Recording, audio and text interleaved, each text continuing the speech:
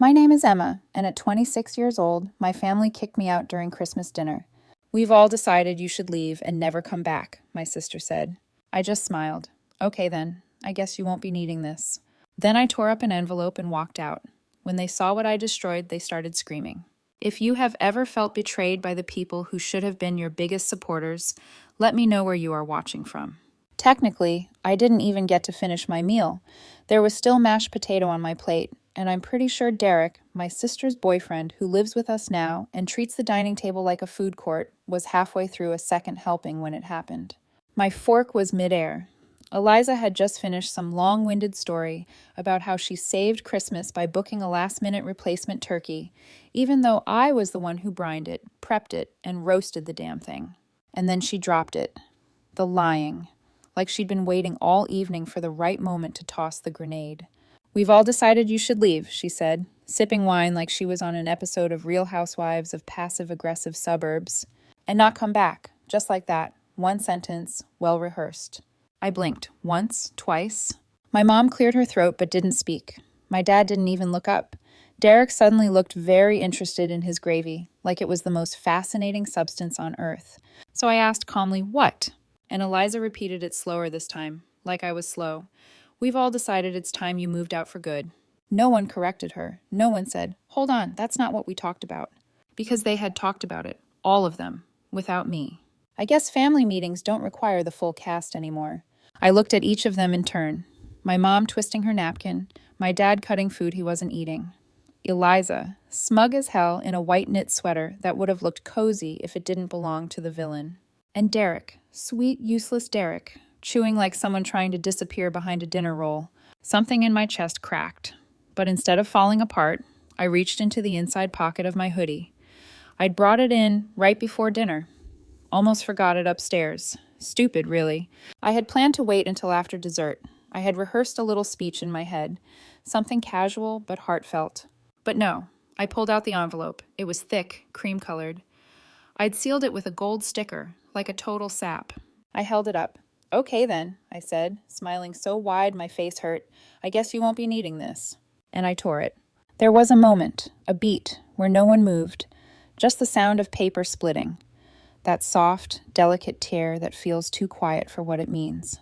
Then I dropped it on the table, two perfect halves, right on top of Derek's third roll. I walked around the table, grabbed my coat off the back of the chair, and started toward the stairs. It took about 4 seconds before Eliza shouted, "Wait, what was that?" But I didn't stop. I was already walking up the stairs, past the gallery wall of family photos I'm barely in, past the framed portrait in the hallway where I'm somehow blurry despite standing still. I started grabbing things. Backpack, my phone charger, toothbrush, socks. I didn't even fold my clothes, just shoved them into the bag in a panic sweep. Downstairs, I could hear voices rising. Eliza was panicking. My mom's voice kept saying something about timing, and couldn't she have waited? My dad finally spoke, I think. Or maybe it was Derek. Hard to tell. Half the time they all sound the same when they're scrambling to reverse a bad idea. I zipped the bag, slung it over my shoulder, and looked around my room one last time. The twin bed, the dent in the wall from when I tripped over my laundry basket, the bookshelf that still had my 7th grade spelling bee trophy on it, even though no one ever mentioned it again after Eliza won regionals the year after. I didn't say goodbye. I walked down the stairs slowly, taking in the noise, the realization starting to hit them. When I passed the dining room, I didn't stop. I didn't look at their faces. I didn't gloat. I just opened the door, stepped into the cold, and shut it behind me. They didn't come after me, not at first, but they would eventually. They'd piece it together. They'd realize what I had been planning, what they threw away.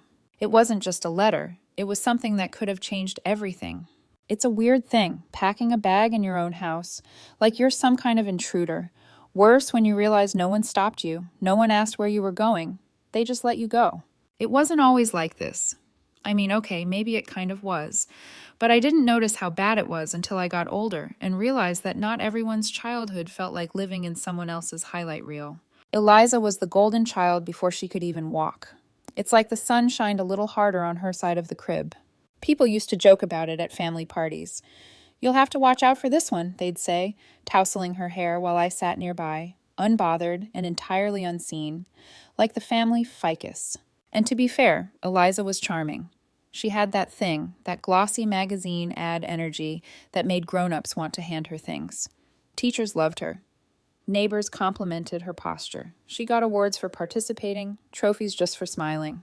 Meanwhile, I once got a laminated certificate that said good effort after a group project, and even then I had to share it with 2 other kids. Our mom treated Eliza like a miniature version of herself, like some second draft she was finally getting right. They'd go shopping together, sit in the kitchen, and talk about woman things, while I cleaned up after dinner. I once heard my mom say, "You're the only one who really understands me," to Eliza. I was 12 in the next room. Our dad mostly stayed out of it. I think he thought being neutral meant being absent. As long as the bills were paid and no one was crying, he figured everything was fine. And then there was Aunt Margaret. She wasn't actually anyone's aunt, not by blood. She was our mom's godmother, technically, but we all called her Aunt Margaret because it made things simpler, and also because calling her the family lottery ticket felt too obvious. She was old money, like actual old money. Big house, no kids, pearls before noon kind of old money. She lived alone, wore elegant clothes with pockets deep enough to hold both hands, and a grudge, and never showed up without a perfectly wrapped gift, and at least one sharp comment about someone's shoes. The family always said she had no one.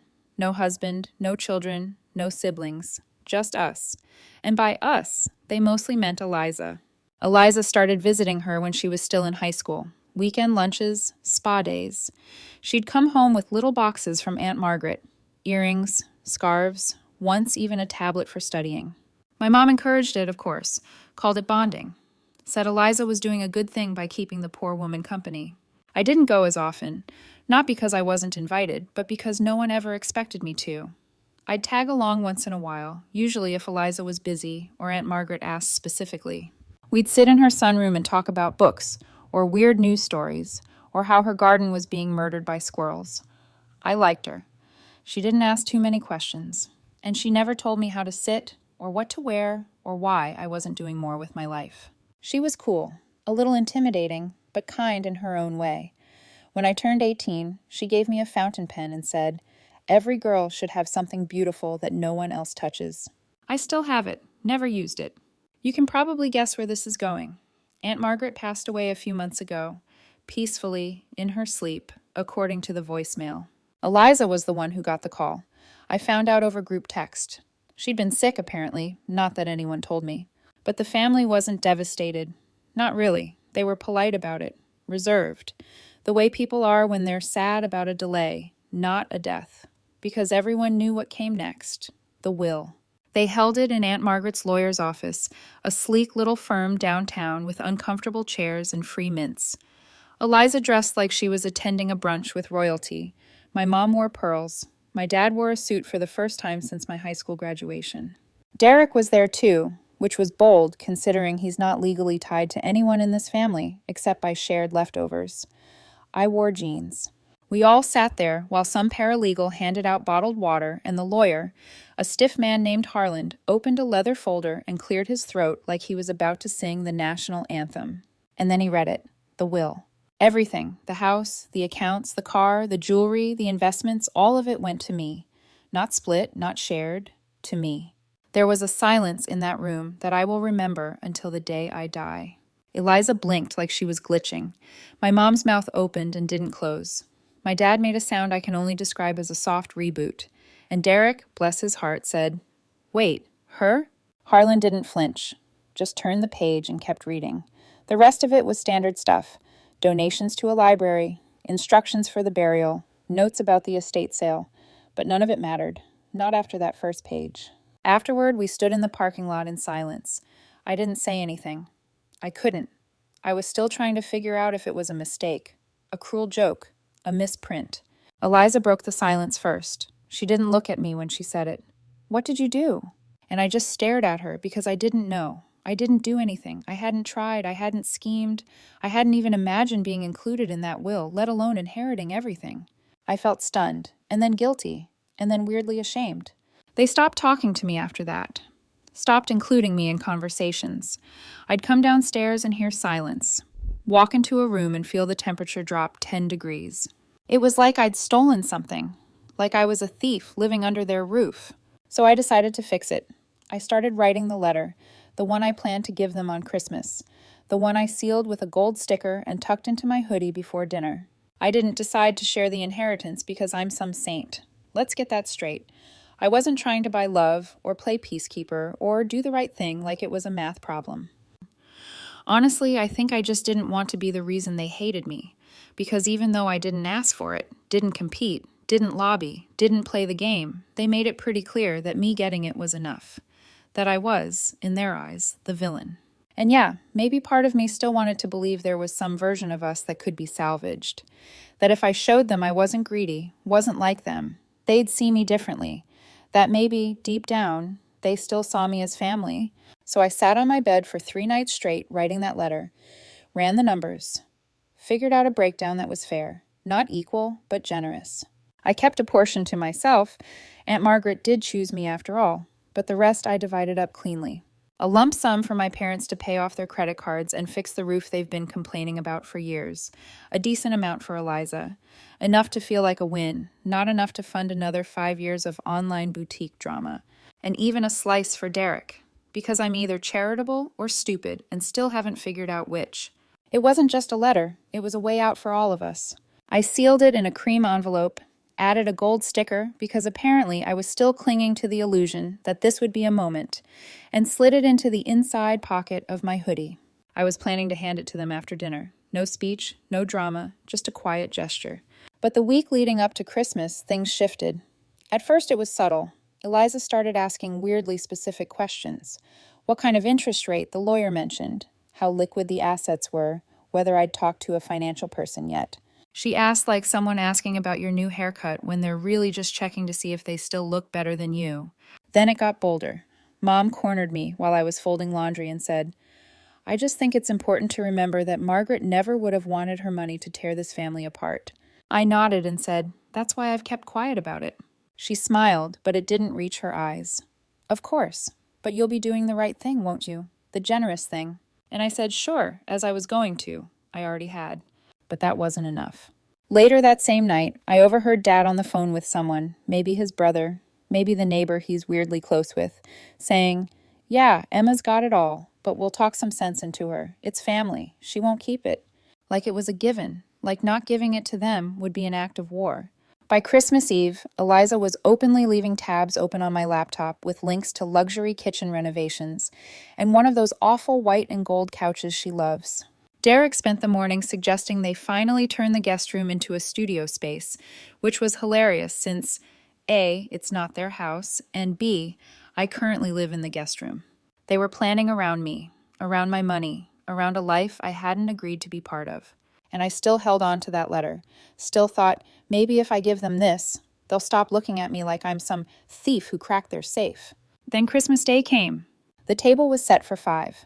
Eliza insisted on doing the centerpiece this year, something with fake cranberries and twine and a pine-scented candle that smelled like a Yankee candle store exploded. I helped cook because no one else volunteered, and I can't watch someone overcook green beans without experiencing a physical reaction. My mom didn't say thank you, but she did say the carrots were a little soft. Dinner started tense, not unusual. No one looked at me, until they did. At some point, Eliza turned to me with a smile that felt like being handed a contract and told to sign. So, she said, have you thought about how you're going to use it? The money, she added, for those playing dumb. I blinked. I'm still thinking it through. She laughed. Well, just remember who was there for her, who kept her company all those years. I said nothing. Mom chimed in. It's not about us wanting anything, sweetie, but it would be hurtful if you didn't consider everything we've done for you. I was about to answer, still gently, still calmly, when Eliza hit the gas. Honestly, she said, swirling her wine, I don't even know how Aunt Margaret ended up giving it all to you. You barely knew her. There it was, the thing they all believed, but hadn't said out loud yet. You think I did something? I said slowly. No one answered. I reached into my pocket, felt the edge of the envelope. I had written that letter. I had planned this moment. I had come into this dinner still wanting peace, and they were ready to tear me apart over something I hadn't asked for, hadn't wanted really, until they made it clear I didn't deserve it. That's when Eliza said it. We've all decided you should leave and never come back. Just like that. Like I was a roommate they'd voted out of a group lease. No one corrected her. No one defended me. I reached into my hoodie and pulled out the envelope, held it in front of me. They leaned forward like dogs waiting for a treat. I smiled. Okay then, I said. I guess you won't be needing this. And I tore it. Clean, quiet, deliberate. I watched Eliza's smile collapse in real time. I dropped the pieces on the table, stood, and walked toward the stairs. They were still blinking, still trying to compute what had just happened, when I reached my room and started packing. Let them scream. Let them guess. They don't know what they lost, but they will. When I left the house, the cold hit my face like a slap, but it felt cleaner than anything that had just happened inside. I was halfway down the walkway when I heard the door fly open behind me. "Emma!" Eliza's voice, sharp and urgent, like I just dropped something she owned. I suppose they've read the letter by now. The one I tore. They would have pieced it together eventually. I didn't stop walking. "Emma, are you serious right now? You're actually leaving?" I reached the sidewalk before she caught up. She was barefoot, arms crossed over that gauzy top she wore like she was starring in some indie Christmas movie where the misunderstood influencer learns the true meaning of family. "You don't have to do this," she panted, trying to sound reasonable now. "We were just surprised." I turned to her slowly. "Surprised that I exist? Or surprised I didn't roll over and hand it all to you with a thank you card?" Her face flickered. "You didn't even earn it. You barely knew her," she added. "We were the ones who visited, who took care of her, who waited for her to die so you could redecorate," I said flatly. "Yeah, I know." The porch light clicked on. Mom stepped out, coat thrown over her shoulders. "Sweetheart," she called, voice trembling. "We didn't mean what we said. Eliza was just—" "Speaking for all of you," I said, loud and clear. Mom made her way down the steps, a little slower now. "Look, emotions were running high," she said, "but don't throw your future away over some misunderstanding." I stared at her. "My future?" She didn't blink. "You don't know how hard the world is. You'll need us. Families fight, but we come back together." I almost laughed. "You told me to pack my things and never come back." "That was before we knew—" She stopped herself. "Before you knew what? That I had already decided to be generous? That you just burned the bridge that was meant to carry you?" "I don't need a ride," I said. "I have a friend down the street." "You're really just going to walk away?" Eliza said, hugging herself. "Like you don't owe us even a conversation?" I looked at her. "You made it very clear I didn't owe you a place at the table." And with that, I turned and kept walking. I didn't stop until the corner. They didn't follow. Not that night. 2 days later, they turned to extended family, the cousins, the uncles, the godmother I hadn't seen since middle school, but who now had a lot to say about respect and family obligations. Texts started rolling in. Some vague, "Hope you're doing okay. Heard there was some confusion." Some not. "You should be ashamed. Your parents sacrificed so much for you." One message from a second cousin even quoted scripture. She spelled my name wrong. I ignored all of it.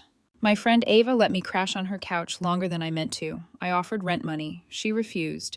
Said, "You're not here forever, just until you remember who you are." I thought I already had. Then the knock came. 3 days after Christmas. Right after sunset. I was alone.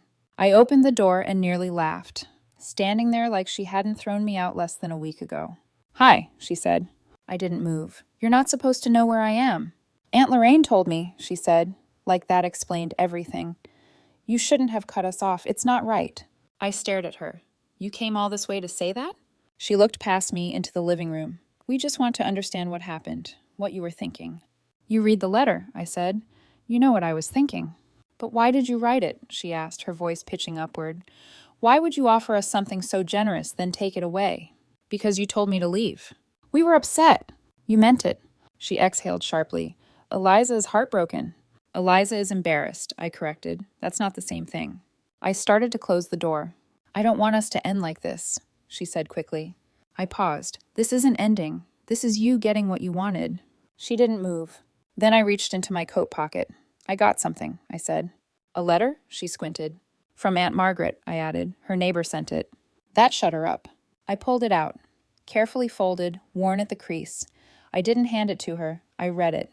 "Emma, by the time this reaches you, I imagine a few people are upset. That's all right. When people don't get what they expected, they often forget what they already have.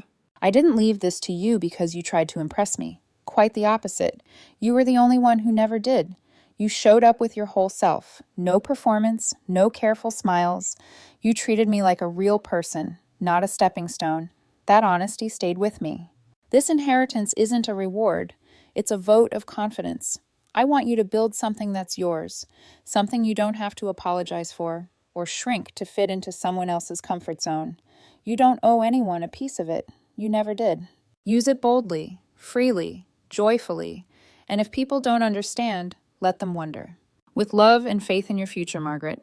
I looked up. My mom was pale. She knew who you were, I said, even when you thought she didn't. Her mouth opened. I gave her a small smile, not warm, not cruel, just done. Tell Eliza I'm not coming back. Then I closed the door, and this time I didn't look back. 3 weeks later, I moved into a one-bedroom apartment with creaky floors and windows that stuck in the corners. But it was mine. No one else's name on the lease. No voices yelling down the hall.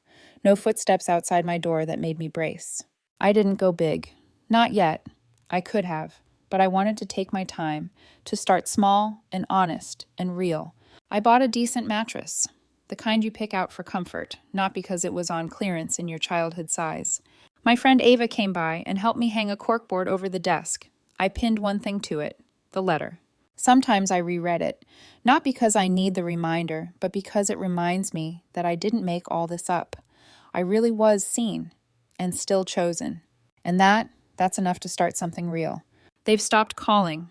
I hear through the grapevine that Eliza's rebrand flopped. Derek moved out, and my parents are keeping to themselves these days. Apparently, no one wants to visit the house now. Something about the energy feeling off. I don't miss them. Not anymore. I miss who I hoped they were. But now I know better. And knowing better is the closest thing I've ever had to peace. Sometimes I still wonder if I went too far. Not the leaving. Not even the silence afterward. But the letter. Was it stupid of me to write it in the first place? To believe, even for a second, that handing them money would make them see me differently? Or maybe it wasn't stupid. Maybe it was just the last thread of hope unraveling on paper. Either way, I tore it up. And honestly, I haven't regretted that part once. But still, what do you think? Did I do the right thing? Or was I just as naive as they said? Let me know in the comments. And if you enjoyed the story, don't forget to subscribe for more.